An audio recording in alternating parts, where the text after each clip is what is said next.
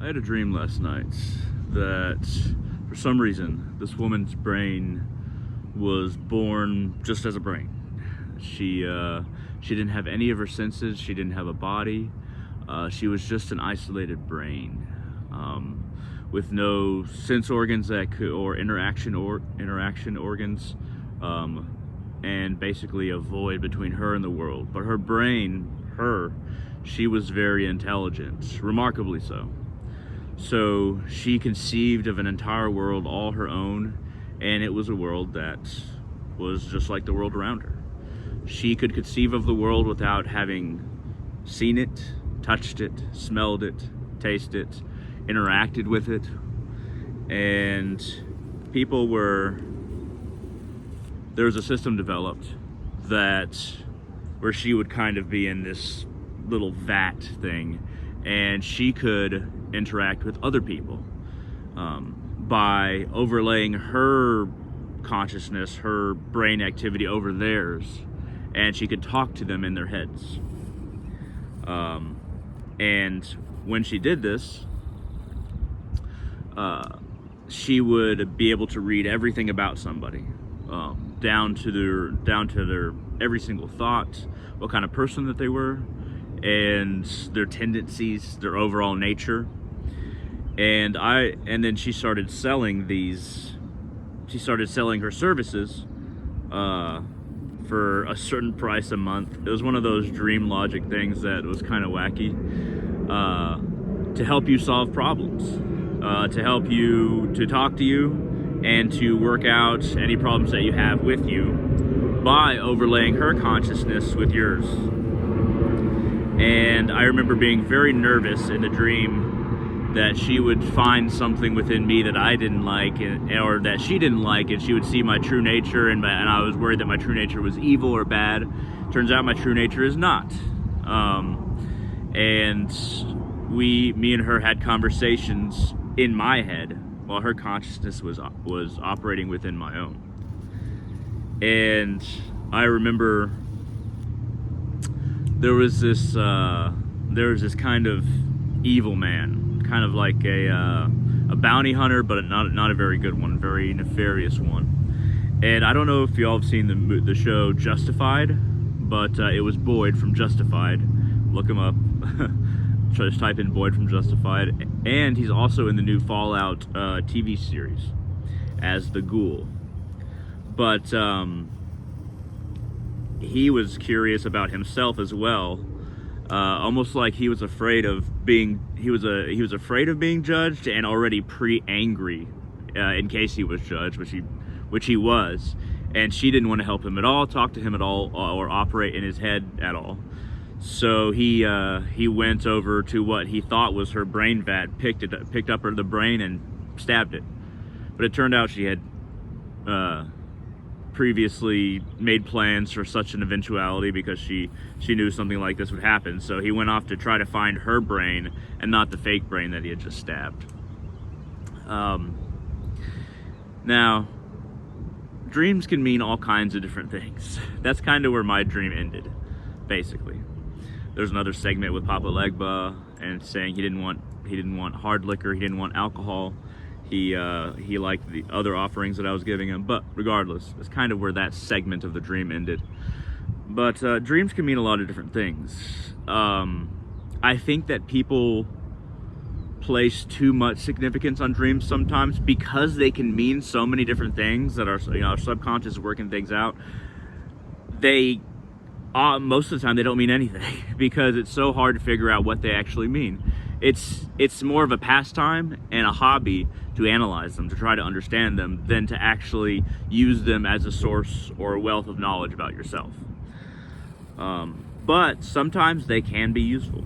For instance, what does this brain in the vat mean? Does this mean I feel isolated from the world, but I also feel that I'm intelligent and I can understand people?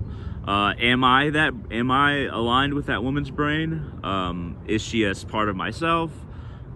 Is it something completely unrelated? Who knows? But dreams can mean a lot of different things. And there was once an old samurai who fell asleep and dreamed that he was a butterfly. And then he woke up and he was a man again. And he asked himself, am I now a butterfly dreaming that I am a man? Life itself, our various incarnations, this what we have right now, this life that feels like it's not going to end. It feels like it's going to keep going and going. And we often live as if we're immortal, or as if the jobs that we're working at truly matter, and that, we're just kind of saving up for some kind of eventual immortality, or using our time as if we had endless amounts of time. It's kind of the nature of our animal selves to just try to survive, make money to make ends meet, not think about death too much, and just try to look forward into the future and plan and work towards at least a certain amount of security for a certain amount of time, while, years in the future.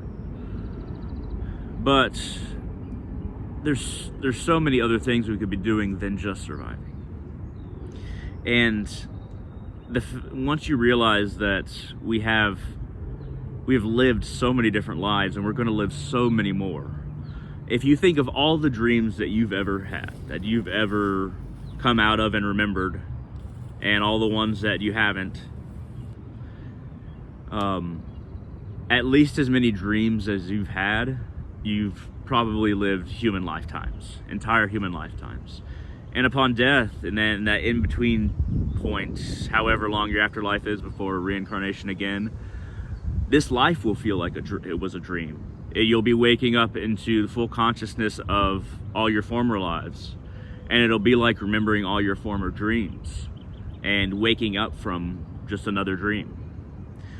You start to feel very small, you start to feel very insignificant, and you start to feel less identified with the person that you are, this body, this everything about you that we attach ourselves to in this lifetime that we think of as us. You start to become less identified with that, and then it feels like there's nothing else to be identified with, and there's a little bit of fear in that. There's a fear that there's a void, if you have these realizations, and that void can seem scary at times, because so much of who we are is this body and this identity. But then there's an infinite space beyond that void that, I touch sometimes, that lets me accept that life is just another dream. It's just another play. If I fail in it, if I succeed in it, it doesn't matter a whole lot. It doesn't matter if I get the career that I want and accomplish what I want and be the person that I want to be. It doesn't really matter ultimately. And you may ask, how do you not get depressed? How do you keep on trying to do things? How do you keep on having goals and working hard and meeting those goals? How do you move forward once you realize this? With an attitude of play. Don't ever take anything too seriously, but try to do your best. Try to play the game the best that you can, with the understanding in the back of your head that ultimately, even if you fail, it is not the end of trying, and the success is not the point. The point of the game is to experience life, whether it be failure or success, and everything in between. And it takes a whole lot of failure to get a full experience of life, and some success, but it takes a whole lot more failure before you find who you really are and where your true destination in this life is, where you're supposed to be, who you're supposed to be with, and how you're supposed to proceed, and what kind of attitude you're supposed to have. It takes a whole lot of failure to reach all of this self-understanding and all of these little accomplishments. It takes so much more failure than success to experience life. Don't be afraid of it, and accept ultimately that it is just a game, and you don't just have one. You have many. And while who you identify as and the body that you have might fall away, what you are at your core will continue on to more failures and successes. to future expressions of the same spirit, of the same soul that is at your core. That's why it's important to really make time for your spirit, to connect to your soul, and to connect who you feel like you really are.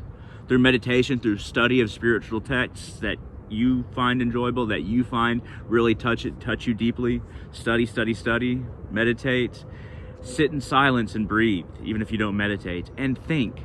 But always understand that it is just a game.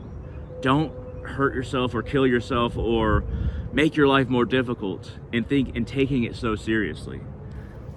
Just do your best, but make time to sit with yourself, to try to understand yourself, and to put aside all of the trappings of life, of the game, and to just try to touch that part of yourself that's going to continue on from life to life. It's going to be okay. It's just a game. It's just a dream. And you'll get through it. There's going to be times when the dream becomes suffocating and you just don't feel like you can move on. Like, how many more times am I going to have to take a shower and go to work and do all these tasks again and again and again that I don't enjoy? Work towards something slowly that you do enjoy, or at least a positive attitude that lets you enjoy whatever kind of crappy job or negative experiences that you have. This is how we escape. This is how we get through life. This is how we escape through life. This is how we learn. This is how we become. And this is kind of what makes up the game. But remember, it's just a dream. Thank you very much for watching. Feel free to like this video. It helps out the channel. Feel free to share this wherever you like. Comments also help out the channel. Thank you very much, and I hope all of you have a wonderful day.